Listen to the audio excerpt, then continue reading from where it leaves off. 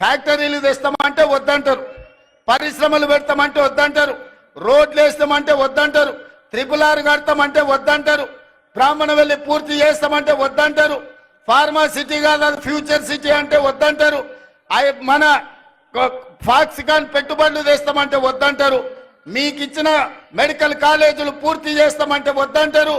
ఈ రోజు ఏది అయినా వద్దనడం తప్ప ఇంకొక మాటనే వాళ్ళకి తెలుస్తలేదు.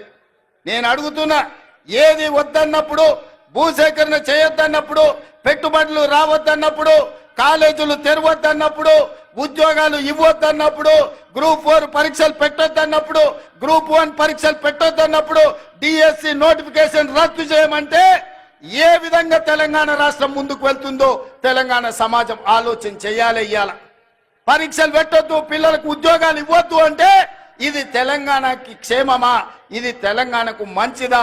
ఒక్కసారి ఆలోచన చేయండి. ఆనాడు తెలంగాణ ఉద్యమం జరిగిందే ఉద్యోగాల కోసం, ఉపాధి కోసం, ఉజ్వల భవిష్యత్తు కోసం. నూనూగు మీసాల యువకులు ఉస్మానియా యూనివర్సిటీ, కాకతీయ యూనివర్సిటీలలో తెలంగాణ ఉద్యమాన్ని ఉవ్వెత్తున లేపి ఓ ఈశాన్ రెడ్డి, ఓ వేణుగోపాల్ రెడ్డి, ఓ కానిస్టేబుల్ కిష్టయ్య, ఓ యాదయ్య వీళ్ళందరూ ఆత్మ బలిదానాలు చేసుకొని శ్రీకాంతాచారిని ఆదర్శంగా తీసుకొని వాళ్ళు ప్రాణ త్యాగాలు చేసింది వాళ్ళ భవిష్యత్ తరాల పిల్లలకు ఉద్యోగ ఉపాధి అవకాశాలు రావాలి, వాళ్ళ బతుకులైన బాగుపడాలి అని కదా తెలంగాణ కోసం త్యాగం చేసింది.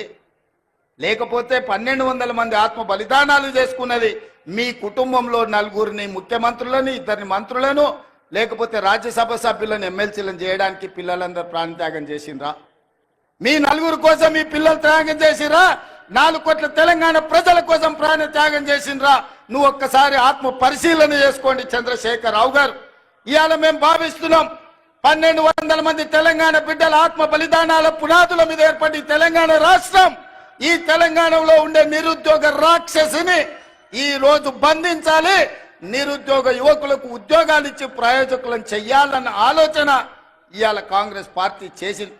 15,000 కానిస్టేబుల్ల ఉద్యోగాలు ఇస్తే నల్గొండలో వేలాది ఉద్యోగాలు వచ్చినాయి.